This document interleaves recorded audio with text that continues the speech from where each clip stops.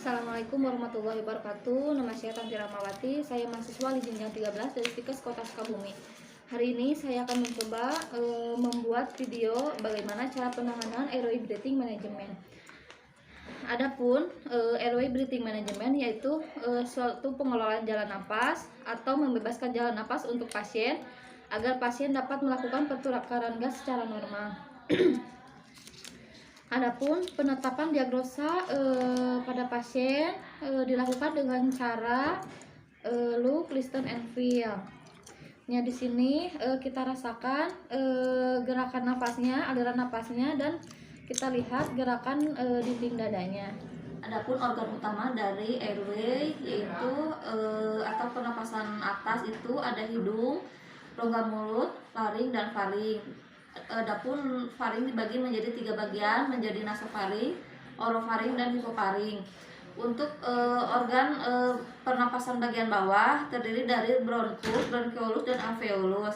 Sedangkan masalah-masalah yang terjadi pada airway biasanya itu masalahnya ada yang masalah karena sumbatan total ataupun sumbatan sebagian. Nah, untuk yang total biasanya itu penyebabnya karena si pasien mengalami tersedak ataupun misalkan kemasukan atau keselak tersedak misalkan makanan ya, sehingga jalan napasnya tersumbat total. Adapun untuk masalah-masalah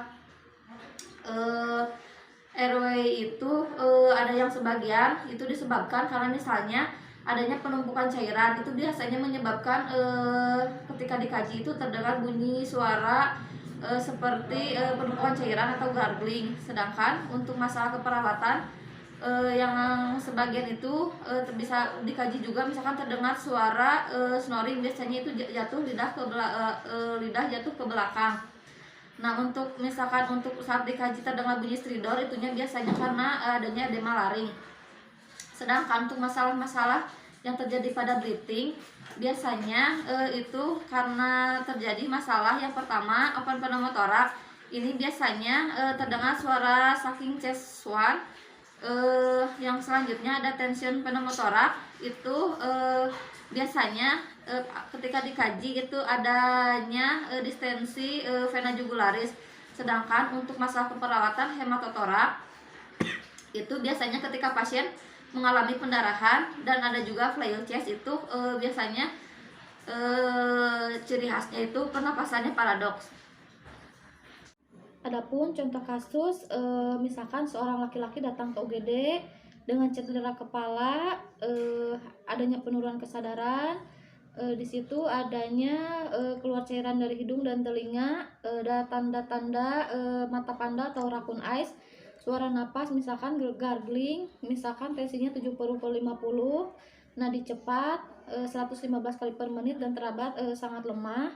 Sedangkan frekuensi napasnya 31 kali per menit, suhunya 36 kali 36,5. Lalu di situ terdapat luka-luka open pneumotoraks. Tindakan apa yang harus dilakukan? Nah, di sini adapun yang tadi disebutkan tanda-tanda dari adanya cedera servikal atau cedera kepala, di situ adanya keluar cairan dari mulut dan hidung, adanya raccoon eyes. Lalu di situ ditemukan juga misalkan tanda-tanda jejas pada daerah kepala ataupun daerah leher. Adapun manajemen airway itu ada dua. Yang pertama ada yang menggunakan alat dan ada yang tidak. Jika menggunakan alat bisa menggunakan OVA, NFA, dan untuk yang lebih parahnya itu misalkan membuka jalan napasnya dilakukan ETT. Adapun OVA itu tidak disarankan kepada pasien yang mengalami penurunan kesadaran. Nah, di sini untuk yang tidak menggunakan alat ada 3. Yang pertama ada head tilt chin lift, yang kedua ada chin lift, dan yang ketiga ada jaw thrust. Untuk head tilt chin lift dan jaw thrust itu tidak disarankan kepada atau kontraindikasinya kepada pasien yang mengalami cedera servikal.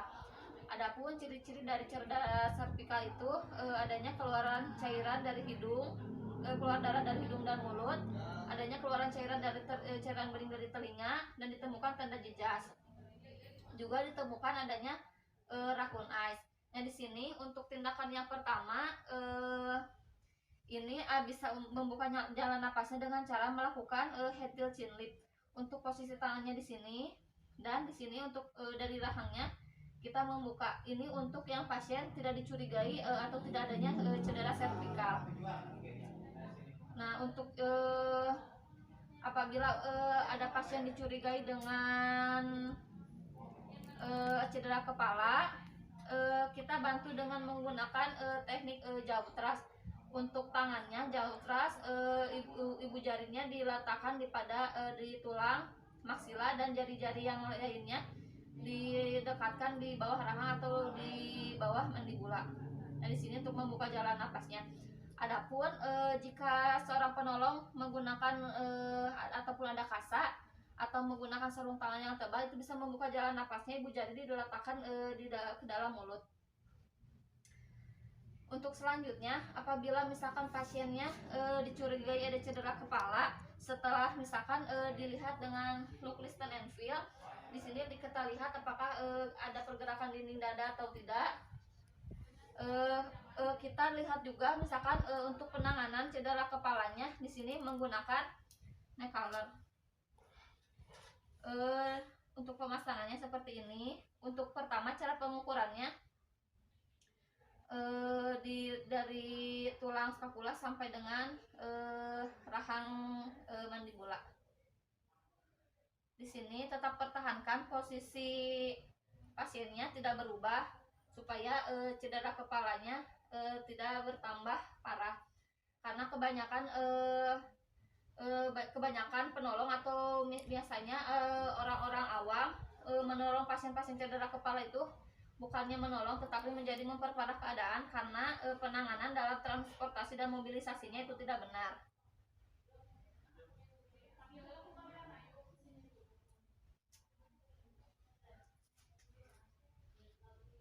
Seperti ini. Adapun karena apabila misalkan pasiennya juga ditemukan adanya open pneumotorak, kita di sini lakukan pemasangan kasa 3 sisi. Untuk caranya, sebelumnya dibersihkan dulu dan dilakukan pemasangan kasa 3 sisi.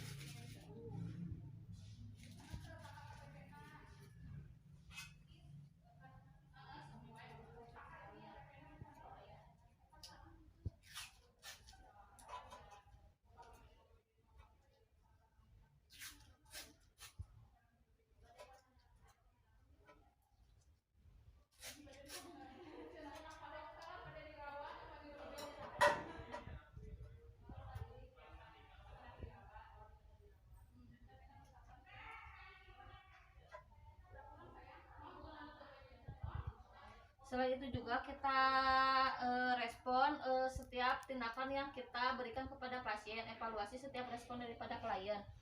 Nah, di sini biasanya pasien-pasien dengan cedera kepala kita kaji juga, misalkan jalan napasnya itu misalkan terdengar bunyi gargling, itu tandanya si pasien lidahnya jatuh ke belakang. Karena kenapa fungsi tadi dilakukan jauh atau head chin lift tadi untuk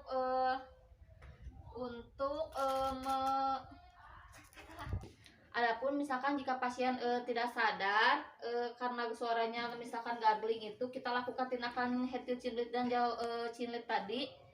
Tujuannya agar lidah pasien tidak jatuh ke belakang dan menimbulkan suara gargling.